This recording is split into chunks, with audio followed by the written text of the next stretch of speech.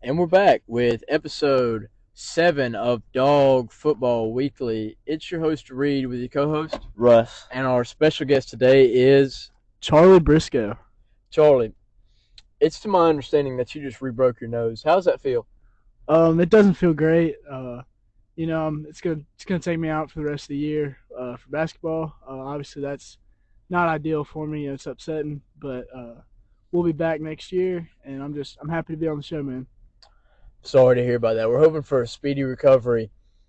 How's the basketball team looking this year? We've had some tough games, but we've played a really competitive schedule, and I think we're getting better every game.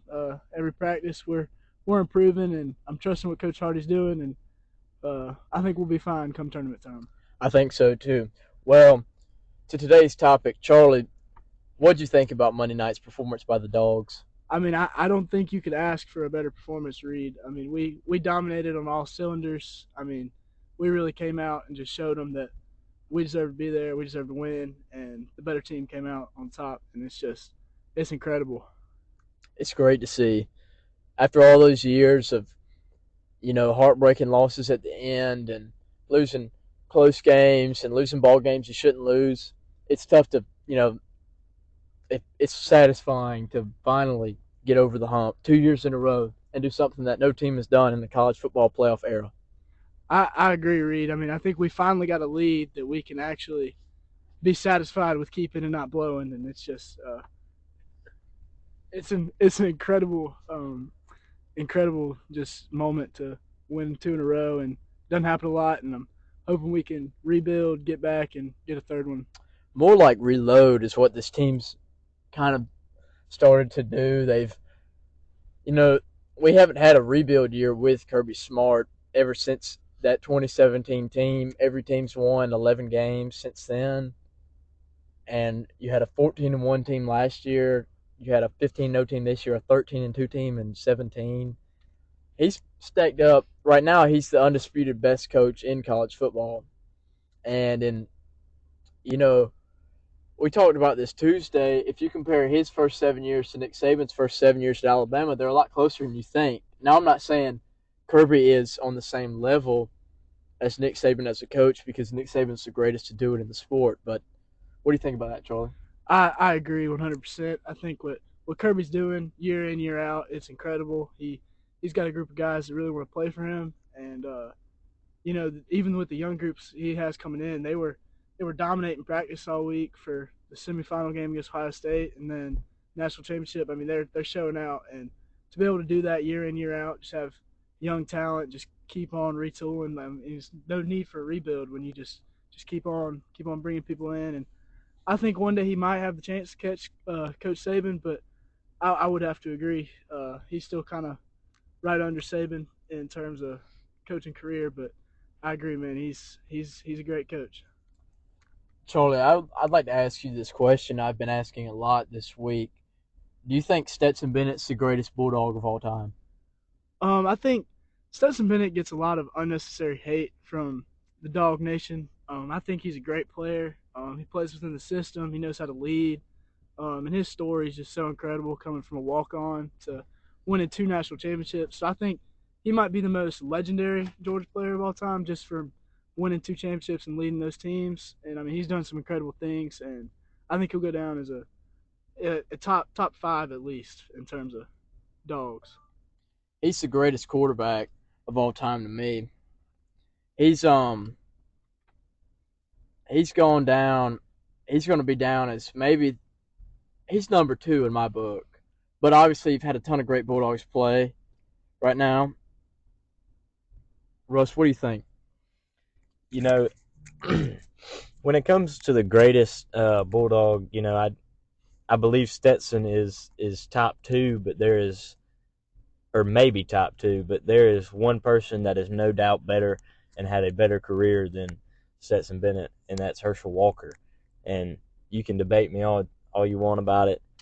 I think Herschel Walker is the greatest of all time. I'd have to agree with you, Russ. I think Herschel Walker is probably the top Bulldog. In terms of quarterbacks, though, I think Stetson's up there with guys like Matthew Stafford and Aaron Murray and Jake Fromm. I mean, we've had some incredible quarterbacks, But none of those guys have 2 rings back to back. and that's my point. One of them has a Super Bowl ring, though. I think in terms of talent that Stetson might not be up there, but in terms of just leading and winning games, I mean, all he does is win, and I don't see if there's any complaints with that. So Just like that song says, all I do is win. Well, Charlie, I'd like to ask you, and you too, Russ, what is your favorite memory as a Georgia Bulldog fan? Russ, you want to go first? Well, a couple years ago when we lost the national championship to Alabama, I had somebody say to me who was not a Georgia fan at the time, they said, "It's just a game." And that really hurt my feelings because I was sitting there crying and they were telling me that and I was very upset. And to come a few years later and win 2 back to back is unbelievable to me, and that's definitely my favorite memory so far. Yeah, Russ. I mean, I'd have to agree. I mean, that's why I love the show. Y'all are passionate about what you do, what you talk about, and I'm thankful to be on the show. And I think for my memory, I went to the Rose Bowl when Georgia played Oklahoma and that comeback. Wow. I mean, to watch it on TV, one thing, but to be in that stadium and just the scenery of it and the way we came back, winning it and going home to play in the national championship at home. Now, we didn't win, but that Rose Bowl game is definitely an experience that's probably on my favorites for Georgia. My 2 favorite experiences. My first one would have to be the Peach Bowl this past year, seeing that in person, and witnessing that historic fourth quarter comeback by this Dawgs team, and the game ending on the last play. That was incredible. And my second, even though it was a heartbreaking loss, would be the 2018 national championship.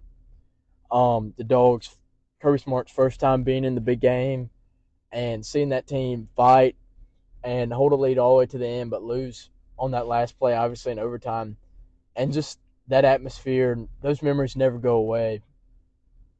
And I really love that team and a lot of those guys on there. They're some of my favorites I've ever seen. Yeah, I mean that running back combo of Michelle, Chubb, and Swift and Swift, trio. even I mean it was Holyfield, incredible. Holyfield as your fourth back. I mean, I think that Brian team Harrion. That team might have been the most talented team to not win a national championship. I mean, it was incredible the amount of talent we had. You had Fromm obviously at quarterback. Your line, you had Andrew Thomas, who he was a PFF All Pro this year for the Giants. You had Lamont Gilliard, who's a starter for the Cardinals. Roquan Smith at middle linebacker. Lorenzo Carter. I mean, you even had guys like Tyson Campbell. Davin Bellamy. I mean, we were loaded, and we had Mecole Hardman too. I think that's one thing that Georgia's had consistently on these great teams is they've had one just speed, just track guy at receiver. Arian Smith was our guy this year, just making big plays. And I think that's what helps Georgia in the long run. I'd like to see next year the Dawgs use Arian Smith a little bit more because I think that speed, especially playing against a team. Say Georgia goes back to the playoff next year and they match up with a Michigan. Michigan does not have the speed on the edge to compete with a guy like Arian Smith. And it helps when you have guys like Adonai Mitchell, Kyrus Jackson, he's leaving obviously. But is it Ra Thomas? Yeah, Ra Thomas and the Missouri, and, what's his name? Dominic Lovett. Yeah, Dominic Lovett. Those guys are, they're electrifying playmakers, and they're game changers all the way. And, if we could get a one-on-one with Arian Smith with no help over the top multiple times next year, I think it'd be really exciting. I think he could really have a boom year next year and solidify himself as one of those guys in the NFL draft. I agree, Reed. And there's another guy I was just looking at. He runs a 4.340. He's a 4-star. I think he's out of Oklahoma. He's committed to the Dawgs. He's a 4-star wide receiver. He's another guy. I mean, we got speed coming in on this offense, and I think that's that's one of Georgia's strengths coming into the new year. Well, I was listening to Bill King, radio show host this morning, and Bill King was talking about how Alabama has lost their physicality since they shifted towards this more off this like kind of this firepower offense with great receivers and great quarterbacks and averaging around like 45 points a game, and how they've lost their physicality from earlier in the decade when they just grind wins out and just have a really great dominant defenses. And I just think this Georgia team, at least this year, they really did a great job of having electrifying playmakers, but still keeping that physical edge and still being more physical than their opponents every single week. Yeah, I agree. And I was talking to a Alabama fan myself, Will McClain. For any of you who know him, he says that when you're talking about how they've lost some physicality, that comes from their strength and conditioning coach. He's actually at Georgia Scott now, Cochran. Scott Cochran. I think that's been a big help for the Dogs, just all over the field. I mean, you can see it every week. He's having that strength, and I don't think it's a secret what Kirby Smart is trying to do. He obviously pulled Scott Cochran away from Alabama, and Kirby coached on those Alabama teams that had great defenses, and their offenses were good, and they had some NFL stars. But it's no secret that Kirby Smart is trying to emulate those Alabama teams every single year. I agree completely, Reed. And I think that's one of another big thing that Kirby Smart's brought is he can win the big games, and that was really the only downfall of George coaches prior. Mark Rick, he just could not win the big game. And I think that's what's put us over the top is Kirby Smart. I mean, he's that dude. I think he is, and I don't think he gets enough credit for what he's done with this program because 2 years ago, before Georgia won the Natty, and after he lost in the SEC title game to Alabama in 2021, a lot of people came out and said he's Mark Richt 2.0. He's his record's like Mark Richt. He can't win the big game. He's never going to beat Saban. And I think people should just as quickly jump to say he's the next Nick Saban as they were to jump on his back and say, he's Mark Richt 2.0. Yeah, I agree. I think that one of Georgia's problems is we have a tendency to jump quick to things, Conclusions. jump to conclusions, and just assume that these things take time. And I think Smart showed that. He installed everything he wanted, and he built a culture, and it's really turned Georgia around. And he did it his way. He did. Well, Russ, I have a question for you. What player are you most excited to see for the Dogs next season? Um, I'm I'm gonna have to say Malachi Starks. Just the way he's played this year really intrigues me to see what's gonna happen next year with him. Um, I feel like he's a really good corner and is going to be really good for the Dogs in the future. And I'm looking forward to see how Kirby develops him. My pick, I have two. Brock Bowers, year three Brock Bowers, I think is going to be scary and a force to be reckoned with. And Jalen Walker, number 11, he's an edge rusher. And I don't know if a lot of people may not know who he is because he's kind of seen the field sparingly, but he had a big time sack in the Natty, and he's a physical guy. Oh, another guy, Marvin Jones Jr., also seen the field sparingly, but he's a freshman, really talented. I think if you can combine Jalen Walker with Marvin Jones Jr. and Michael Williams, the Dogs will have the best defensive line in the conference next year. I agree, and you got guys like Bear Alexander as well. I mean, He's another guy. He can. That size and speed combo is hard to He's a little find. mini Jordan Davis, and it's hard to find. Another guy, he had a huge game in the national championship and the college football playoff in general. Javon Bullard. I mean, he's gonna be a junior coming in, and he had an incredible year this past year. He really came on and led the secondary, and he he's just a physical corner and DB, and he gets the job done. And I'm looking forward to seeing him really take over Georgia defense in the secondary.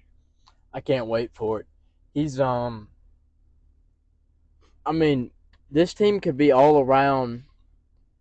They on paper could be better than this year's team with what we thought. So I picked the Dogs to go back to back to back 3-peat. I don't know about you guys.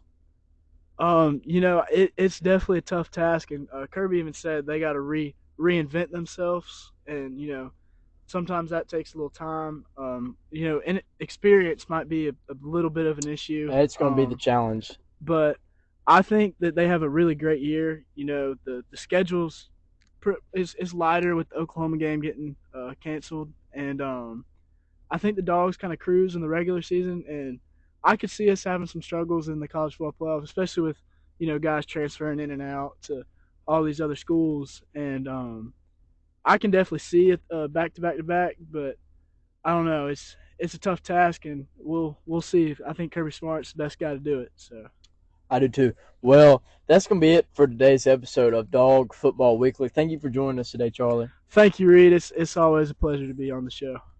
Good to see you. That's it.